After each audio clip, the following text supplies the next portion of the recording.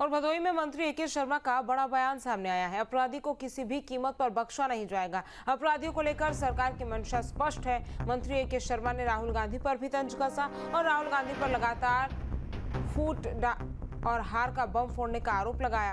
अखिलेश यादव पर भी मंत्री ने निशाना साधा। अजय फिल्म को लेकर अखिलेश पर वार किया। वहीं योगी आदित्यनाथ के विरोधियों का प्रकृति करती है हिसाब, ये भी उन्होंने कहा।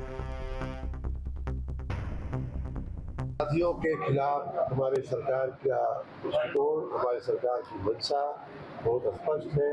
वो अपराधी किसी वर्ग के हो, किसी जाति के हो, किसी समुदाय के हो, किसी भी ऊंचे हो, बड़े हो, छोटे हो, सब पर कड़ी नजर है और किसी को भी ऐसा करने की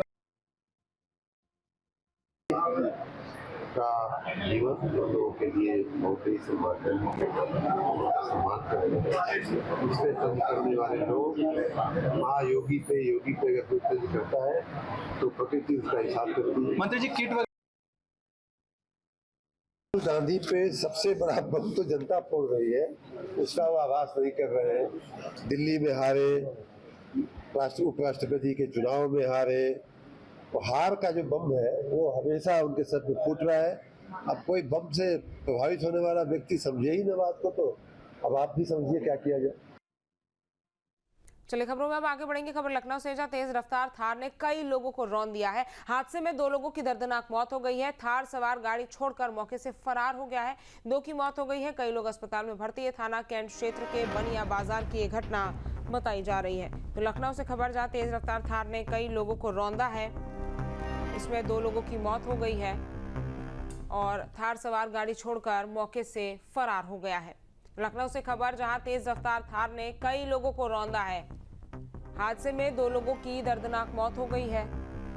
बड़ी खबर आपको बता रहे हैं, थार सवार गाड़ी छोड़कर मौके से फरार हो गया है और 2 की मौत हो गई है। तो वहीं कई लोग अस्पताल में भर्ती हैं जो घायल हो गए हैं। तस्वीर आपकी टीवी स्क्रीन पर आप देख सकते हैं किस तरह से यही थार है जिसने कई लोगों को रौंदा है। तेज रफ्तार का कहर एक बार फिर से लखनऊ में देखने को मिला और इस हादसे में 2 लोगों की दर्दनाक मौत हो गई है। वहीं थार सवार गाड़ी छोड़कर मौके से फरार हो गया है। 2 की मौत हो गई है, कई लोग अस्पताल में भर्ती है। थाना कैंट क्षेत्र के बनिया बाजार की ये घटना बताई जा रही है। तो देखिए, आए दिन तेज रफ्तार का कहर देखने को मिलता है, लेकिन इस बार लखनऊ में जिस थार ने लोगों को रौंदा, टक्कर मारी, वो कार सवार अपनी थार को छोड़कर ही फरार हो गया। और इसी खबर पर ज्यादा जानकारी के साथ हमारे संवाददाता शुभम हमारे साथ जुड़ गए हैं। शुभम, कब की ये घटना है और क्या कुछ जानकारी है आपके पास? जी बिल्कुल, देखिए कि राजधानी लखनऊ के कैंट थाना क्षेत्र में देर रात कल ये कमांड हॉस्पिटल है, उसके पास से सड़क हादसा हुआ है। तेज रफ्तार कार ने ये रिक्शा जो था उस पर जोरदार टक्कर मारी और रिक्शा में कई लोग सवार थे। रात का समय का बताया जा रहा है कि जो लोग इस पर सवार थे लगभग नींद की स्थिति में थे। तो ऐसे में जब ये टक्कर मारी गई है तो उनको किसी भी तरह से वहां से उठने का समय नहीं मिल पाया। इसकी वजह से हादसे में मोहित और उमेश साहू जो ई रिक्शे पर सवार थे वो गंभीर रूप से घायल हो गए, जिसके बाद उनकी मौत हो गई। 4 अन्य लोग भी घायल हुए हैं इस पूरी घटना में, जिनको ट्रॉमा सेंटर में भर्ती कराया गया है। हादसे के बाद कार चालक गाड़ी छोड़कर वहां से फरार हो गया। बताया जा रहा है कि थार जो गाड़ी चला रहा था व्यक्ति वो नशे में पूरी तरीके से धुत था, जिसकी वजह से तेज रफ्तार में चला रही गाड़ी पूरी तरीके से बेकाबू हो गई और सीधा जाकर के ई रिक्शे पर टक्कर हो गई। ऐसे में स्थानीय लोगों की मदद से पुलिस ने गाड़ी को कब्जे में ले लिया है। पुलिस ने मृतकों के शव को पोस्टमार्टम के लिए भेज दिया है। कार चालक की तलाश में पुलिस ने अपनी छापेमारी भी अलग अलग जगहों पर शुरू कर दी। बिल्कुल, और किस तरह से अब ये जांच आगे बढ़ेगी पुलिस की, क्योंकि देखिए कार सवार अपनी गाड़ी छोड़कर गया है तो कहीं ना कहीं नंबर के थ्रू ट्रेसिंग होगी, लेकिन जब ये घटना हुई है उसके बाद अब जो प्राइमा फेसी की अगर बात की जाए और जो कार सवार था, सीसीटीवी या कोई टोल, उसकी भी जांच पड़ताल पुलिस करेगी। शुभम, आगे? जी बिल्कुल, देखिए चूंकि वो व्यक्ति वहां से गाड़ी छोड़ करके भाग गया है तो गाड़ी से संबंधित तमाम जानकारियां तो पुलिस के पास मौजूद हैं। तो ऐसे में उसके आधार पर पुलिस अब छापेमारी अलग अलग जगहों पर कर रही है।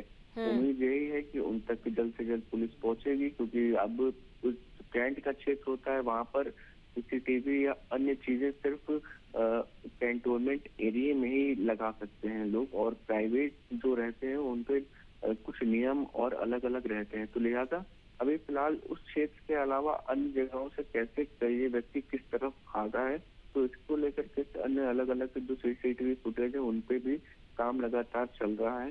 तो उम्मीद यही है कि अन्य जानकारी के अनुसार उनके घर इन लोगों के घर तक पहुंचने का प्रयास पुलिस का है। साथ ही साथ अगर सीसीटीवी के माध्यम से भी मदद मिलेगी तो पुलिस हर पहलू पर अपना भरसक प्रयास करते हुए नजर आ रहा है।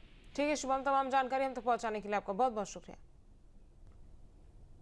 और हरदोई में बीजेपी विधायक श्याम प्रकाश का बयान सामने आया। देवता भी महिलाओं से डरते थे तो हमारी क्या औकात है। महिला सशक्तिकरण पर बोल रहे थे बीजेपी विधायक और बीजेपी विधायक का वीडियो वायरल हो रहा है।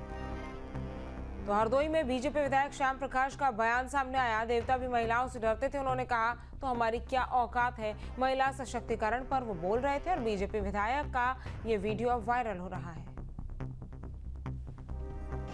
वैसे भी महिलाएं तो हर युग में आगे और सशक्त रही हैं। हमारे जितने देवता हुए अपनी देवियों और पत्नियों से थर-थर कांपते थे। और इससे बड़ा उदाहरण कैसे है? जब देवता भी महिलाओं से डरते थे तो हमारी और उनकी शक्ति क्या होगा? हम लोग तो वैसे ही आपसे डरते हैं। और जौनपुर पुलिस को बड़ी कामयाबी मिली है। अवैध पशु तस्करों को पुलिस ने पकड़ा है। लाखों रुपए की कीमत के कछुए बरामद किए हैं। एक महिला और पुरुष गिरफ्तार हो गए हैं। तो जौनपुर से ये खबर जहां पुलिस को बड़ी कामयाबी मिली है। अवैध पशु तस्करों को पुलिस ने पकड़ा है। लाखों रुपए की कीमत के कछुए बरामद हुए हैं। वहीं एक महिला और पुरुष गिरफ्तार हो गए हैं। तो लाखों रुपए की कीमत के कछुए बरामद किए गए हैं। जौनपुर का ये पूरा मामला है जहां जौनपुर पुलिस को ये बड़ी कामयाबी मिली है। अवैध पशु तस्करों को पुलिस ने पकड़ा है। लाखों रुपए की कीमत के कछुए बरामद किए हैं। एक महिला और पुरुष को पुलिस ने गिरफ्तार किया है।